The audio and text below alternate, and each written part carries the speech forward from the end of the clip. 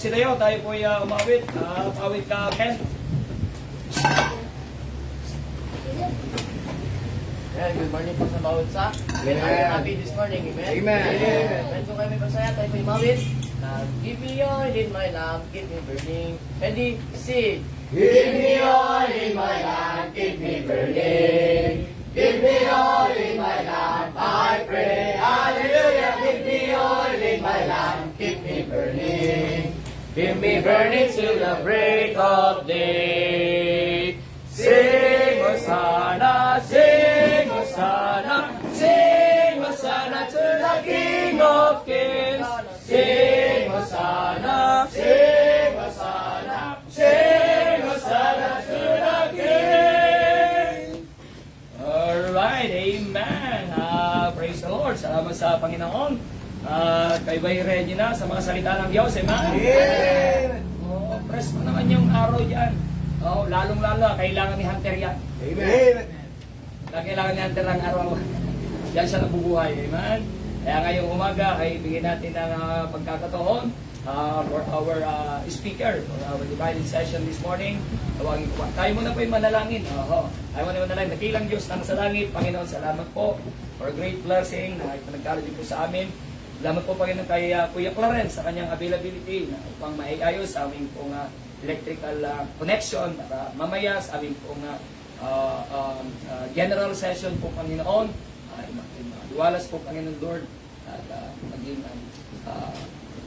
productive lalo po Panginoon ang pangaral niyo sa iyo. Bless you po ang pagsalita for our divided session sa men's session.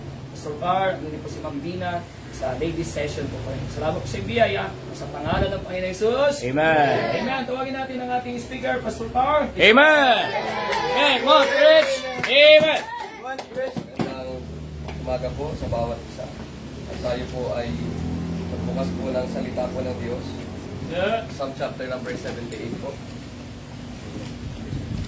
May tayo pa rin sa along.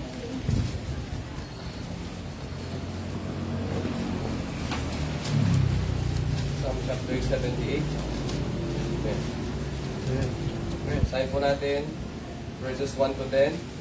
Kung nakuha na magsabi po ng Amen. Amen. Amen. So verse 1, let's read responsibly. Give ear, O my people, to my law. Incline your ears to the words of my mouth. Open your mouth in a parable, I will honor your saying of old. Which we have heard and known, and our fathers have told us. We will not hide them from your children, shewing the generation to come the praises of the Lord. His strength and his wonderful works that he hath done. For he established a testimony in Jacob, and appointed a law in Israel, which he commanded our fathers that they should make them known to their children. That the generation to come might know them, even the children which should be born, who should arise and declare them to their children. That they might set their hope in God, and not forget the works of God, but keep his commandments. But might not be as their fathers, stubborn and rebellious generation, a generation that set not their heart aright, and whose spirit was not steadfast with God. The children of Ephraim, being armed and carrying bows, turned back in the day of battle. They kept not the covenant of God And refused to walk in his law. Let's pray lang ng Diyos. Magpalain niyo po yung salita namin nabasa, yung hindi ko na gagamitin. Bawat mga young men, Panginoon Diyos. Patuloy niyo pong hubugin, buhay, para sa inyong kaluwalhatian. Makita po nila, Panginoon, ang pangailangan ng gawain, na kailangan ng mga tunay na lalaki, Panginoon. Magpapagamit po sa inyong gawain.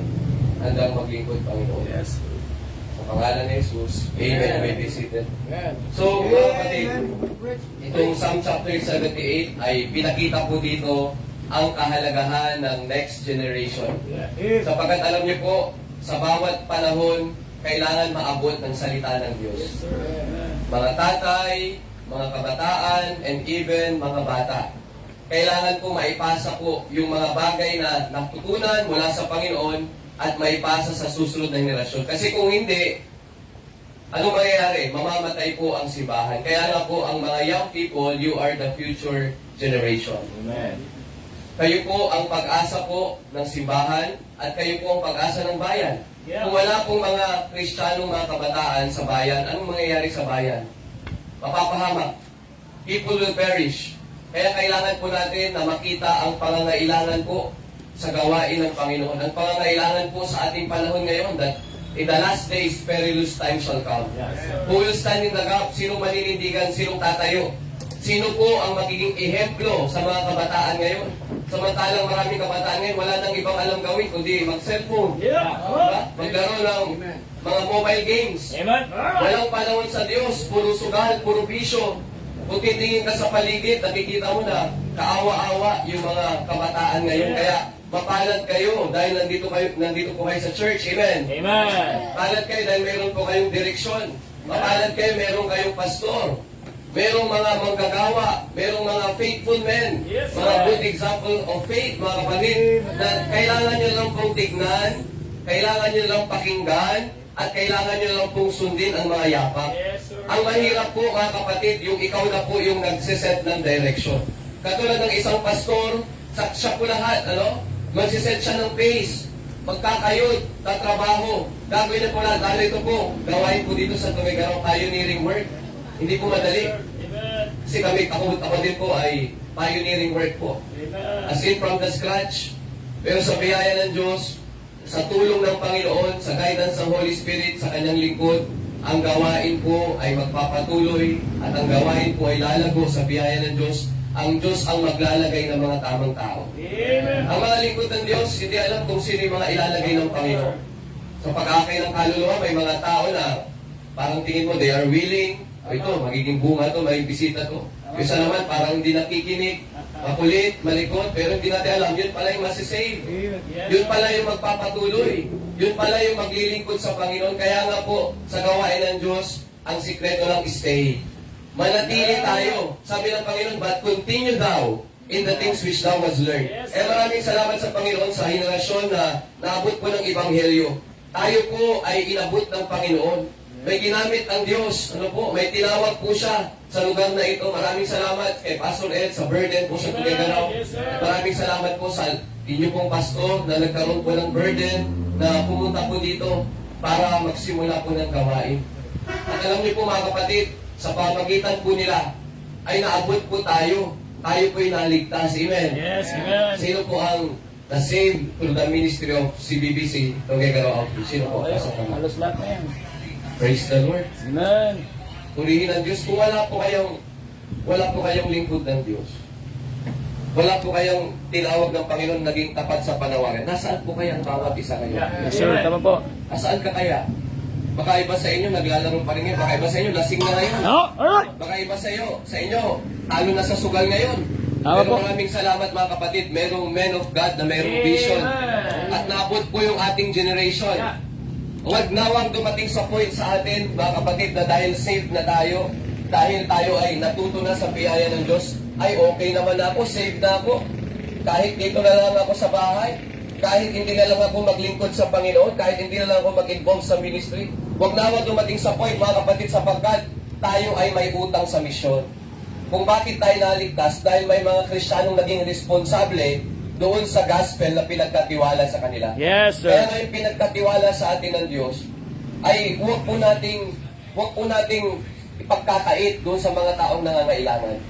Kaya nga mga kapatid, let's reach the next generation. Sinong gagamitin ng Panginoon sa next generation? Lalo ang mga lalaki, amen. Amen. Kailangan natin ng mga men sa gawain ng Diyos. Yes, sir. Kaya nga gumamit ang Diyos ng mga soul winner para maabot tayo sa pananampalataya. Discipler para tayo lumago sa pananampalataya. Pastors and teachers para tayo ma-edify, ma-strengthen sa biyaya ng Diyos at ma-equip sa gawain ng ating Panginoon. Kaya nga mga kapatid, tayo nawa ay gamitin din ng Diyos para sa iba. Now it's time for us to reach others. Sino yung mga pwede nating abutin? Yung ating mga mahal sa buhay. Kung meron man gusto nating madala sa church, yung ating family. Sino po dito ang family niya, magulang niya nasa church na? Magulang mo nandito, member ng church. Sino po? Samay. Iba pa po. Sino dito ang magulang niya wala pa sa church? Amen. Kayo ay mga first generation Christian. Pareho po tayo, first generation Christian sa family. Pero sabi ng Bible sa Acts 16:31, and they said, believe on the Lord Jesus Christ, and thou shalt be saved and thine house. Alam niyo po, magpakatapat lang tayo sa Panginoon. Gawin natin yung kalooban ng Diyos, isang araw, ang ating mahal sa buhay ay masisave. Pag-pray natin sila habang buhay pa sila, habang hindi pa sila pumupunta sa impyerno. Ano? Habang may pagkakataon pang Diyos sa kanila, ipag-pray natin sila na sila masave. Alam niyo po, sa biyaya ng Diyos, yung ating pong mga magulang, mga kapatid, sa lahat po sila nakakilala sa Panginoon. Mga kapatid ko, yung nanay ko, sila po yung nabaptize na po sa church. Yung tatay ko na lang, pero wala na siyang ibang pinupuntang church, kundi yung CBBC Dagupan. Doon po sila member.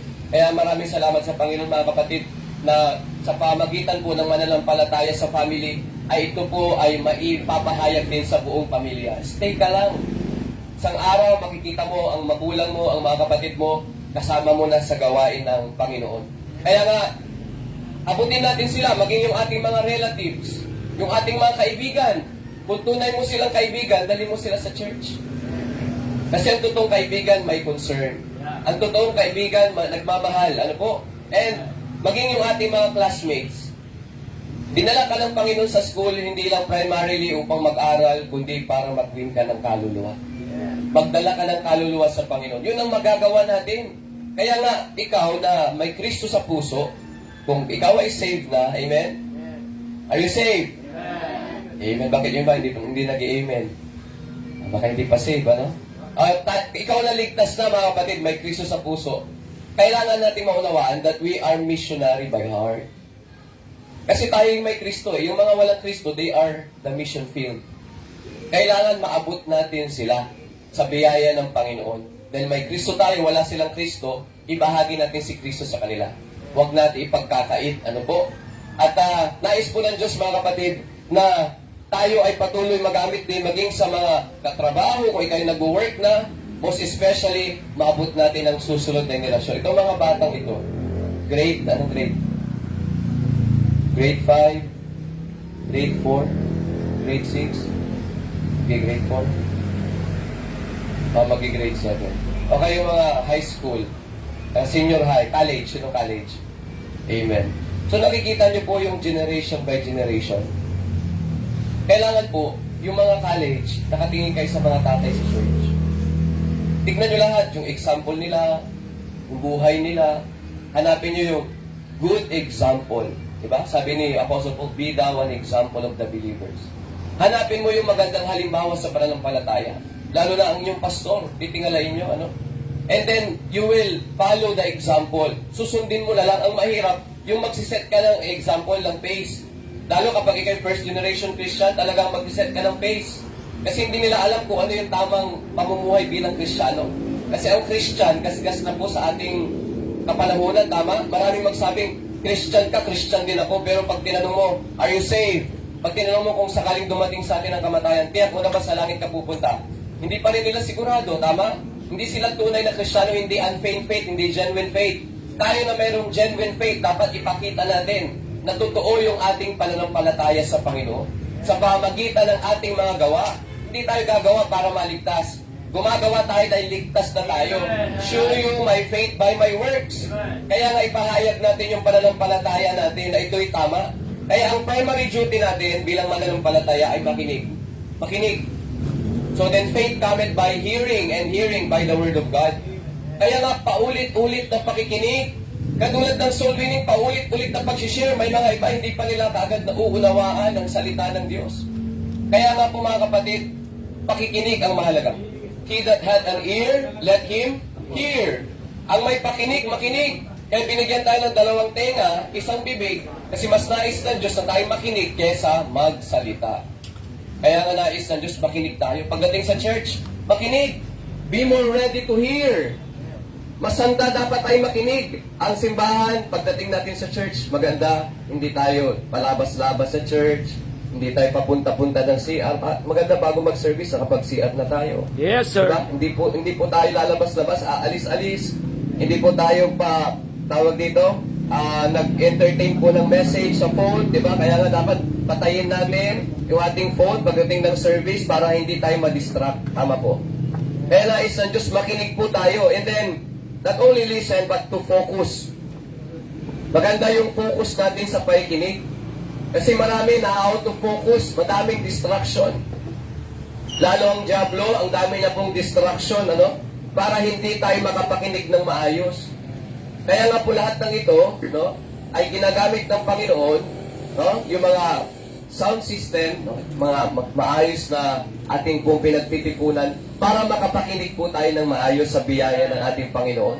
Makapag-focus tayo. Amen. Kaya gaano man kainit, at least sa church, pagdating sa church, makikinig tayo. Hindi gaanong mainit. Amen. Malamig. Amen. Kaya nga po, maraming salamat sa Panginoon sa mga bagay na yan. Yan ay pinapahintulutan ng Diyos para mas maayos yung pakikinig natin ng salita ng Diyos. And yet, may mga pagkakataon na hindi komportable. But still, pag tama yung puso natin, maayos yung puso natin, makikinig tayo ng maayos sa salita ng Diyos. And not only focus on listening, understand what has been taught. Unawain natin kung ano yung tinuturo. Kailangan mayroon tayong understanding, hindi lang nakikinig. Kasi sa school, may nakikinig nga. Hindi naman niya nauunawaan, di ba? Kaya nga magkaroon tayo ng understanding. Malawak na pangunawa, ano? Maunawaan natin ang isip ng Panginoon through the Word of God. Through the preaching, mga kapatid, maunawaan natin ang kalooban ng Diyos sa buhay po natin. Kaya nga paulit-ulit ang preaching, paulit-ulit ang teaching. Bakit? Kasi tayong tao nakakalimot tayo. Ang gamot sa kalimot, paalala. Kailangan natin lagi ng reminder mula sa salita ng Diyos.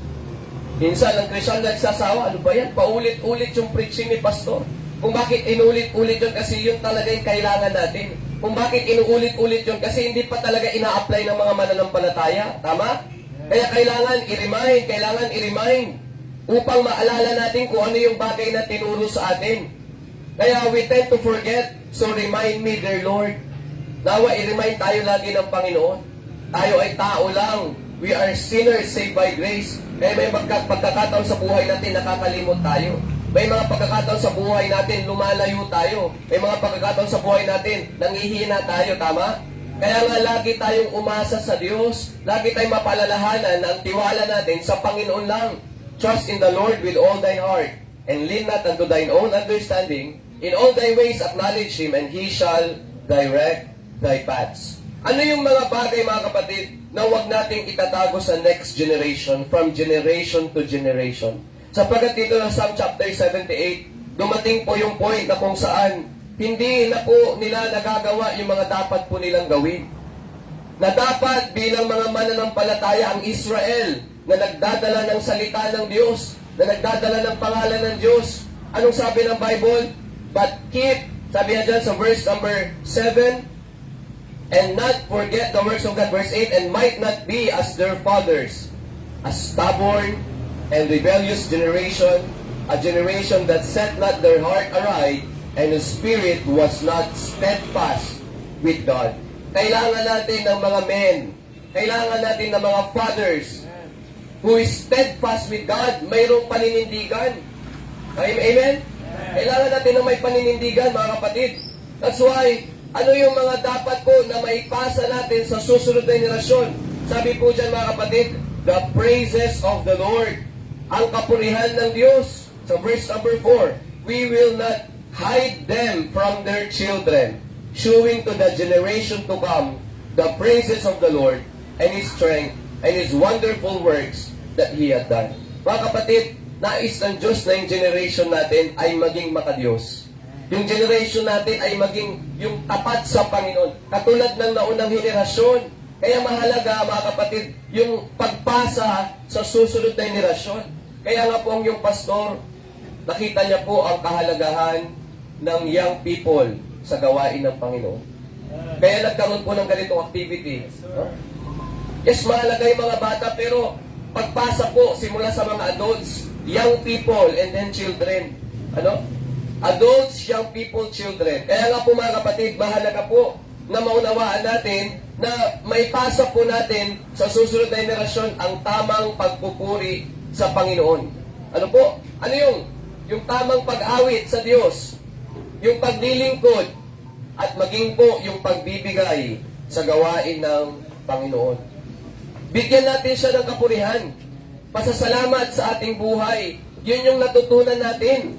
At yung mga bagay na natutunan natin, huwag po nating kakalimutan. Ito po'y ipasa natin sa susunod na henerasyon. Yung mga bagay na tinuro po sa atin. Amen. And not only the praises of the Lord, but the strength of the Lord.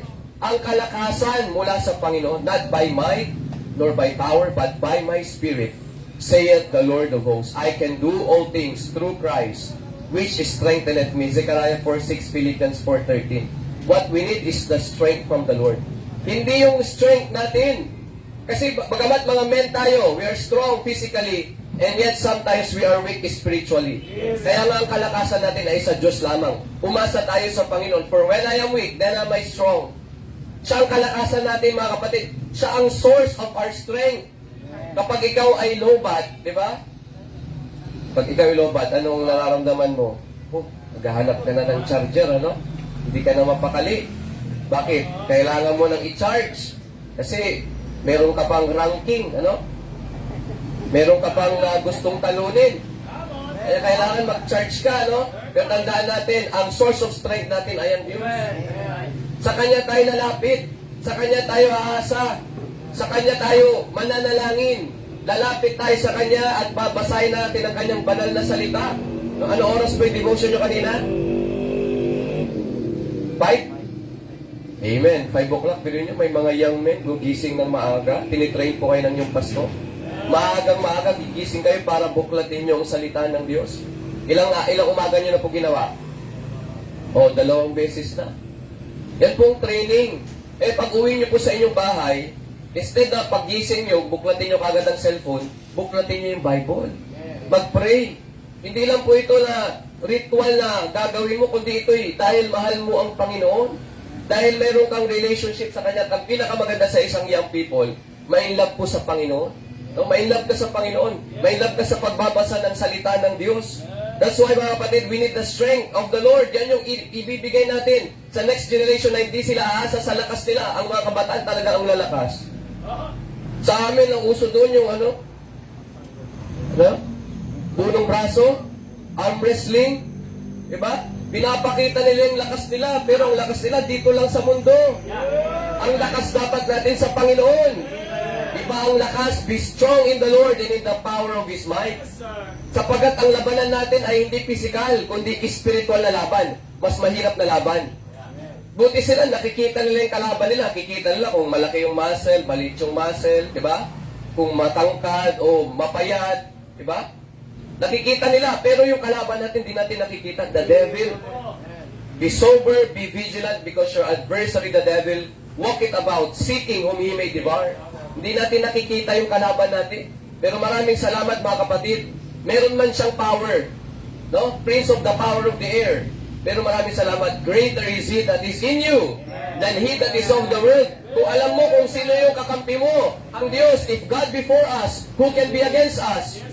Kapag alam natin kung nasa panig tayo, mga kapatid, hindi tayo matatakot. God has not given us the spirit of fear, but of power, and of love, and of a sound mind. Kaya, mga kapatid, if we are on the Lord's side, we are on the winning side. We are on the winning side.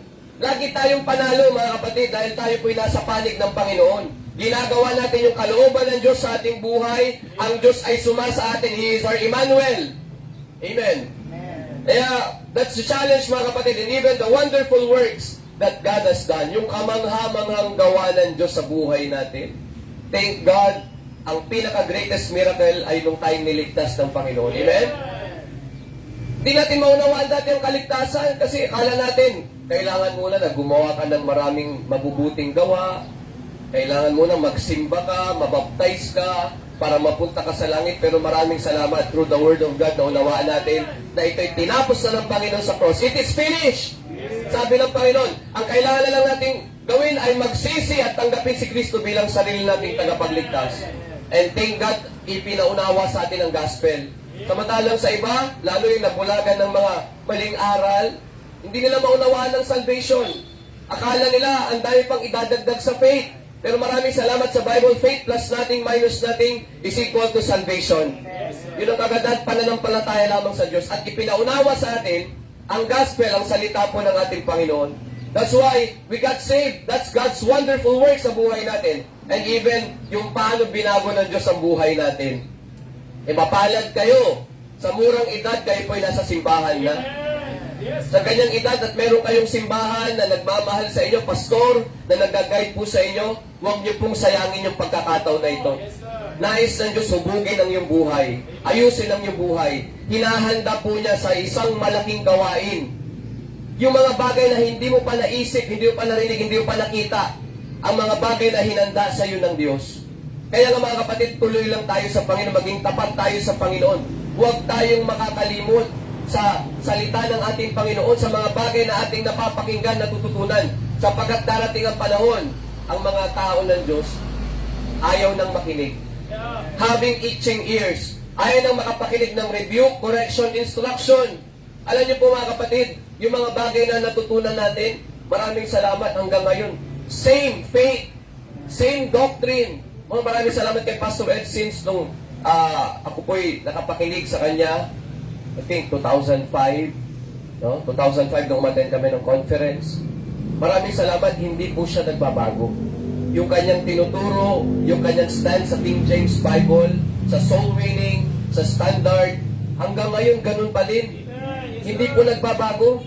Kaya nga ang kailangan natin yung may paninindigan sa biyaya ng Diyos. Yung mga bagay na natutunan natin ay huwag nating babaguhin. When it is new, it is not true. When it is true, it is not new. Kung totoo, hindi na yan bago. Pero kung bago yan, hindi yan totoo. Marami ng mga faking ngayon. Hindi genuine faith. Diba? Fake faith. Akala mo save, hindi pala save. Diba? Minsan dinadaan nila sa kanilang mga kasuotan. Pero kung tatanungin, are you saved? Hindi pa talaga sila sure. Kaya nga mga kapatid, maraming salamat sapagkat we have that faith which was once delivered unto the saints. Ito yung mga bagay na tinanggap nila at ibinahagi nila sa atin. Hindi po nila binabago. Kaya nga gawa ng Diyos ang baguhin ng buhay ng tao. Maraming salamat tayo binago ng Panginoon. Kung hindi kaya tayo niligtas at binago ng Diyos, nasaan kaya tayo ngayon? Di ba? Baka ang iba ngayon lasing na. Tama? Kasi bakasyon, yung iba. Baka yung iba, wala na. Nasa sugalan, iba. Baka lamuna sa drugs. Ano kasi sa lugar namin, sabi ko nga po kahapon, lugar po namin ay kuta ng mga drug addict at mga drug pusher. Alam niyo po, iba ang epekto ng shabu sa utak ng tao. Ano? Talagang lumiliit yung utak, pati yung mukha lumiliit. Yung mukha tumatanda. At talagang sila po ay nagkakaroon ng tinatawag na depression. Yung isa pong pinupuntahan ko, isa ng tatay, 46 years old. Lagi yung pinupuntahan, alam niya po lagi niya sinasabi, sabi niya, alam niya pastor, talagang magpapakamatay na ako. Paulit-ulit. Yun pala, nabalitaan ko na, drug addict pala. Ang dami niyang hallucination. Sabi niya po, ano-ano yung pinagsasabi sa akin ng mga kapitbahay. Lagi nila akong sinisiraan. Lagi nila akong sinasabi, gayto ganyan, gayto ganyan. At paulit-ulit, sabi ko, tanggapin niyo ang Panginoon. May pag-asa, huwag kayong magpapakamatay. Kasalanan yan sa Diyos. Paulit-ulit. At yung huling conversation namin, dahil nakita ko, meron siyang anting-anting. Sabi niya, kasi, pastor, itong anting-anting, panglaban ko to sa mga masasamang elemento. Sabi ko sa kanya, kung talagang kayo nagtitiwala sa Diyos, huwag kayong magtitiwala dyan. Magtiwala kayo sa Panginoon. Kaya alam niyo po, nung after ng aming anniversary, nagulat ako, yung tao na yon ay nag-victim. Nagpakamatay, no? Sa kanyang pintuan, na may maliit siyang kwarto, doon mismo, pag tulak nila ng pintuan, nakabikti na po siya. Kaya alam nyo, huwag tayong titikim ng ipinagbabawal na gamot. Yung mga bisyo, di ba, katulad ng vape, diba, sa mga kabataan, napaka-cool, ano? Pag naghit-hit ng vape, tapos pagka nagbuga, parang tambutso, ano?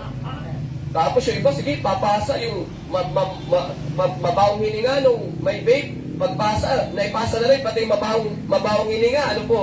Kaya nga mga kapatid, huwag tayong gagaya doon sa mga bad example.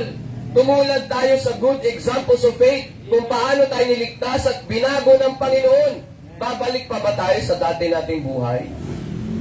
Diba? Ngayon, ang ayos-ayos mo na.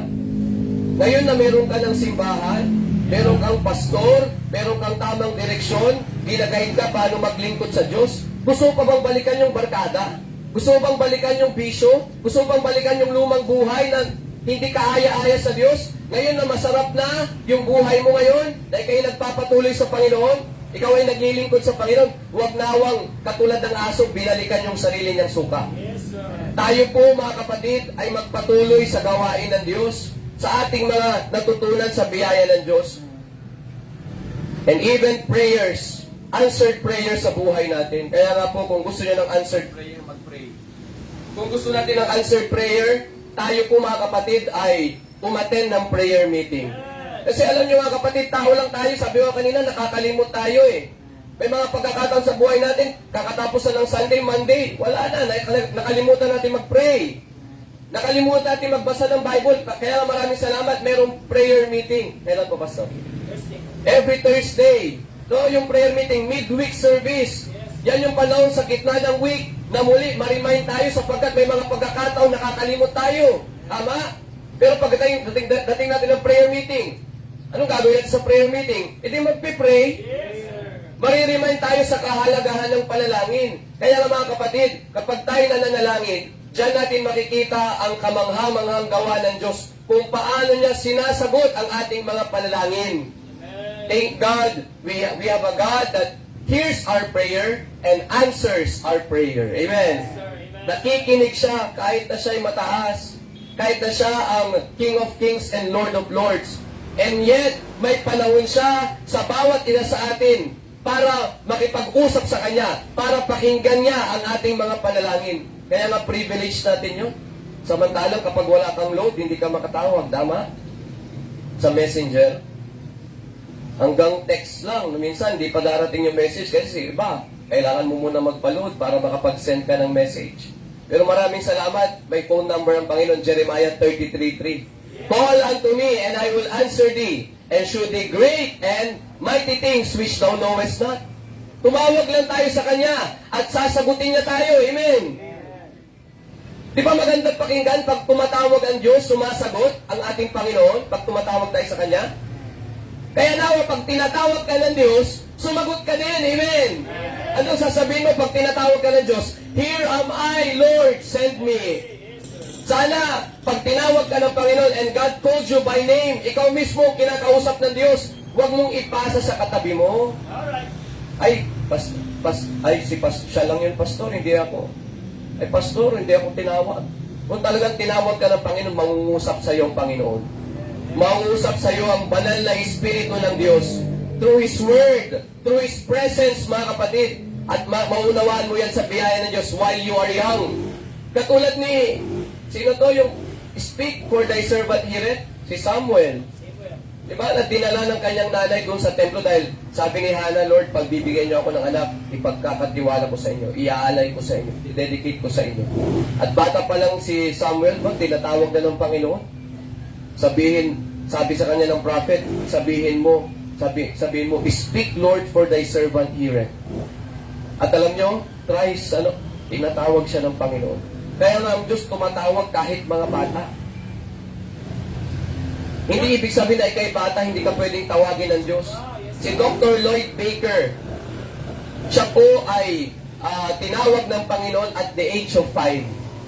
5 years old. At alam niyo yung panawagan niya sa Panginoon, hindi po niya nakalimutan. Nung siya po ay nag-graduate na ng Bible College, siya talagang pumunta na po siya dito sa Pilipinas after Second World War. At alam niyo po, siya po yung nakapag-establish po ng gawain sa Bicol, at na-establish po doon yung Bible College kung saan nag-graduate si Pastor Ed Laurena. Paano kaya kung ito si Dr. Lloyd Baker ay di sumunod sa panawagan ng Diyos? Binaliwala niya yung panawagan niya nung siya ay 5 years old. Wala po, no? Hindi natin matitrace yung ating faith. At yung Pasig Bible Baptist Church na pinagpapasunan ni Pastor Lloyd Baker, yun po yung sending church ng Christian Bible Baptist Church, San Pedro. Kaya mga kapatid, ang Diyos ay tumatawag ng mga lalaki, amen, mga men, na magbibigay ng buhay sa Panginoon. Lalo na mga kapatid, maabot ang mga karatig bayan dito sa Tuguegarao City. Madami pang mga bayan dito na nangangailangan ng mga manggagawa. Nangangailangan ng mga men magsusuko ng buhay para may palaganap yung gospel to the regions beyond. No, sa mga karatig bayan, sa mga karatig probinsya, they need the gospel. Who will tell them? Maraming salamat, may gawain dito sa sentro, sa Tuguegarao City, para may spread po yung gospel unto the uttermost part ng bayan na ito. sa mga susunod pang mga bayan, mga kapatid. That's why we ought to reach the next generation. Ito yung mga bagay na i-establish ng Panginoon, and it was appointed and even commended by God. Kaya ang challenge po sa verse number 6, look at verse number 6. That the generation to come might know them, even the children which should be born. Yung mga may papanganak pa, who should arise and declare them to their children? Who should arise and declare them to their children? Sino ang tatayo? Sino ang titindig? Sino ang tutugon sa panawagan ng Diyos at ipapahayag sa mga bata at ipapahayag sa next generation? Are you willing to take the challenge? Amen. Who would arise and declare them to their children? Why? Number one, that they might set their hope in God. That they might set their hope in God. Kasi marami ngayon, umaasa na sa tao, umaasa sa mga politiko, umaasa sa mga mayayaman, umaasa sa mga maimpluwensyang tao. Pero mga kapatid, dapat ang pag-asa natin ay walang iba kundi sa Diyos. That they might set their hope in God. Siya ang ating pag-asa, mga kapatid, at sa Kanya lamang tayo umasa. Hindi sa tao, hindi sa mga doktor, hindi sa mga politiko, sapagkat may mga pagkakataon ang tao lahat inaasa sa iba. Inaasa sa tao. Cursed be the man that trusted in man and whose heart departed from the Lord. Huwag tayong umasa sa tao na ang kanilang puso ay lumalayo, malayo na sa Panginoon. Kundi umasa tayo sa Diyos. Trust in the Lord with all thine heart. And lean not unto thine own understanding. In all thy ways, acknowledge Him, and He shall direct thy paths. Philippians 3:5 and 6. Kaya mga kapatid, umasa tayo sa Panginoon. Happy is he that hath the God of Jacob for his help, whose hope is in the Lord, his God. Magalak ang isang taong nasa Panginoon, at ang Panginoon ang kanyang tulong, dahil ang pag-asa natin ay walang iba kundi ang Diyos. Jeremiah 3:23, truly in vain is salvation, hoped for from the hills, and from the multitude of mountains. Truly the Lord, in the Lord our God is the salvation of Israel. Romans 15:13, now the God of hope fill you with all joy and peace in believing, that ye may abound in hope through the power of the Holy Ghost. He is the God of hope. Siya ang Diyos ng pag-asa. While others are hopeless and helpless, thank God we are the God of hope. He is the source of hope. Kaya mga kapatid, that they might set their hope in God. Na sila ay umasa sa Diyos, hindi sa tao. Sa Diyos, hindi sa politiko. Sa Diyos, hindi sa mga doktor. Because He is the great physician. Gaano man kagaling ang doktor. Nag-aaral ng ilang taon. Gaano man kabisa ang mga gamot. Gaano man katanyag ang mga ospital. Kapag hindi kumilos ang Diyos, wala. At ang Diyos mayroong appointed time sa bawat isa. Alam niyo po, meron akong yung mother-in-law ko, yung tumawag po si pastor sa akin. That's the time nandun po kami sa ospital. Yung mother-in-law ko ay nasa critical stage dahil siya ay 77 years old. At habang nanonood siya ng liga ng kanyang mga apo, dahil very supportive lola, bigla, pag uwi niya ng bahay, kwarto niya, bigla siyang natumba. At alam niyo po, sinugod siya sa ospital, and then, ang nangyari ay bigla siyang nanghina. At lahat ng mga doktor, nagkaroon siya ng 5 espesyalista sa puso, sa lungs, sa kidney. Lahat po, ginawa po nila, pati yung dialysis, salina ng dugo, hanggang sa last resort na, yung siya ay tubuhan na. Pero hesitant po kami sa pagtutubo sa kanya. Pero at the last moment, yung mga kapatid po ni Mrs. talagang they decided na ipapatubo na, pero that was the last breath of her life. Kaya nga, alam niyo po, bago siya mamatay, yung mother-in-law ko na yun, sabi niya sa aking asawa, anak, meron kaming program sa church. Dahil meron silang church doon sa kanilang lugar, Baptist Church. Meron kaming soul winning, anak, turuan mo ako mag-soul winning. Gusto ko rin matutong mag-soul winning.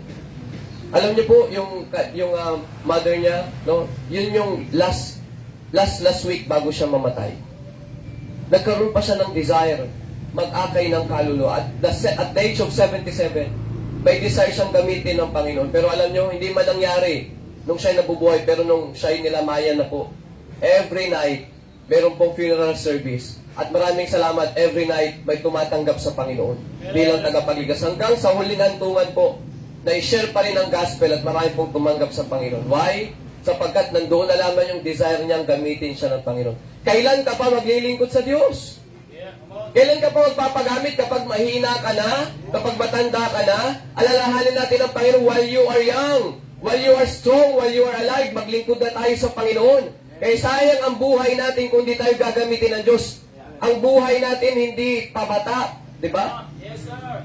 Ang ating buhay parang kandila, nauubos. Kaya nga sabi ng Psalm 90 verse number 10, so teach us to number our days, that we may apply our hearts unto wisdom. Nawa isipin natin, paano yung buhay natin? Kung hindi tayo maglilingkod sa Diyos, sayang, tama? Kung hindi natin gagawin ng lahat sa kapurihan ng Diyos, sayang ang buhay natin. Kaya huwag na tayo mag-alangan na maglingkod sa Diyos. Huwag ka nang mag-alangan na magbigay ng buhay sa Panginoon. Maging surrendered sa Panginoon. Habang kayo nasa school, o ano man ang iyong profession, maganda maging surrendered ka sa Panginoon. Ano saan ka man ilid ng Panginoon, susunod ka sa Panginoon. Gagawin mo yung kalooban ng Diyos sa iyong buhay. That they might set their hope in God. Italaga natin yung pag-asa natin sa Diyos lamang, mga kapatid. Hindi po sa tao. Looking for that blessed hope and the glorious appearing of the great God and our Savior, Jesus Christ. We have our blessed hope. Ang tao ngayon hopeless, taas ng gasolina, taas ng mga bilihin, gera, famine. Pero maraming salamat, mayroon tayong dakilang pag-asa, ang pagbabalik ng ating Panginoon. Isang araw, babalikan niya tayo. Amen? Let not your heart be troubled. If you believe in God, believe also in me. In my Father's house are many mansions. If it were not so, I would have told you, I go to prepare a place for you. And if I go to prepare a place for you, I will come again and receive you to myself, that where I am, there ye may be also. Thank God, heaven is a prepared place for a prepared people. Hinanda ng Diyos para sa atin. Kaya meron tayong hope na babalikan tayo ng Panginoon. Bago pa man ang tinatawag na the Great Tribulation. Yung matinding paghihirap sa mundo. Maraming salamat. Wala na po tayo dito. Dahil tayo kinuha na ng Panginoon doon sa alapaap at inakyat na po doon sa langit na bayan. That's why we have blessed hope, mga kapatid. Kaya huwag nawa tayong katulad ng mga unbelievers which have no hope. Dahil meron tayong hope and we have our blessed hope, our Lord soon coming, and even sanctify the Lord God in your hearts, and be ready always to give an answer to every man that asketh you a reason of the hope that is in you with meekness and fear. We have the hope that is in you. 1 Peter chapter 3 verse 15. Kaya na dahil meron tayong pag-asa, mga kapatid, huwag nawa tayo katulad ng iba na walang pag-asa. At nawa itong maipasa po natin sa susunod na henerasyon, sa mga batang ito, amen. Itong mga batang ito, isang araw, lalaki din kayo. Amen. Huwag mo isipin, ganyan na lang yung height mo. Kapag ikay nag-basketball, ang bilis mong matapalan, di ba? Tama ba? Pero isang araw, tatangkad ka din. Isang araw, lalaki ka din. Isang araw, gagamitin ka din ng Panginoon sa gawain niya. Kaya nga, huwag kang mawalan ng pag-asa. Meron tayong pag-asa ang Diyos. Kung sa tingin natin, hindi tayo gagamitin ng Diyos. Kung sa tingin natin, ay, kasi hindi pa ako marunong. Ay, kasi hindi ako ganong matalino. Ay, kasi hindi ako ganong magaling. Hindi niya tinatawag ang magaling. But instead, He equipped the called. Ini-equip niya yung kanyang mga tinawag. Inaayos niya, ini-establish niya. Kasi lahat tayo, dumating tayo sa gawain, wala tayong alam. Tama?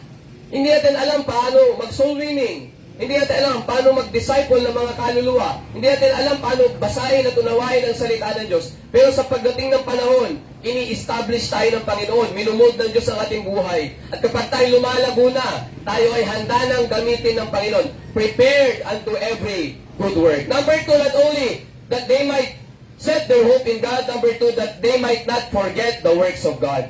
Upang hindi nila makalimutan ang gawa ng Diyos sa buhay nila. Kung ang Diyos ay gumagawa sa buhay namin, ang Diyos ay nagagawa sa buhay ninyo. Amen. Amen. Kung kami ay pwedeng gamitin ng Panginoon, pwede rin kayong gamitin ng Diyos. Habang kayo'y bata pa, pwede kayong gamitin ng Diyos. Kaya nga huwag niyo pong sayangin yung pagkakataon ng Diyos na habang ikaw ay bata pa, kung ikaw ay tinawag ng Panginoon, huwag kang mag-atubili na ibigay ang buhay mo sa Panginoon. Kasi alam niyo may bagay na hinanda sa iyo ang Diyos. Hindi mo pa alam yun. Susunod ka na lamang sa Panginoon. At ang Diyos na pong bahala, step by step, sa biyaya ng ating Panginoon, mga kapatid, that they might not forget the works of God. Ang sabi sa verse number 11. Verse number 11. They kept not the covenant of God and refused to walk in His law, and forgot His works and His wonders that He had showed them. Marvelous things did He in the sight of their fathers in the land of Egypt, in the field of Zoan. He divided the sea and caused them to pass through, and He made the waters to stand as an heap. In the daytime also He led them with a cloud, and all the night with a light of fire.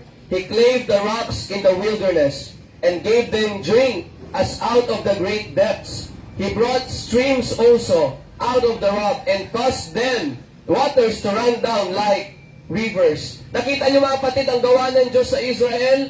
Kung paano po sila nakaalis doon sa Egypt? Kung paano po sila hinabol ng Egyptian army? At nung nag-corner na po sila doon, kung paano po gumawa ang Diyos na walang daan? When there's no way, God makes a way. Amen. Gumawa ang Diyos, nakadaan sila doon sa Red Sea. At pagdating po nila doon, mga kapatid, habang inahabol po sila, ang Diyos ay naglagay sa kanilang pillar of fire in the night, and pillar of fire in the night, and pillar of clouds by day. Merong nagpapayong sa kanila, merong nagga-guide sa kanila doon sa wilderness. Hindi mo alam kung saan yung north, yung south, yung east, at saka yung west. Pero maraming salamat, meron silang word of God, meron silang guide in the way, mga kapatid, para makarating sila doon sa promised land. Kaya nga, even in the wilderness, wala pong pagkain doon. Pero ang Diyos ay nagpadala ng mana. Ano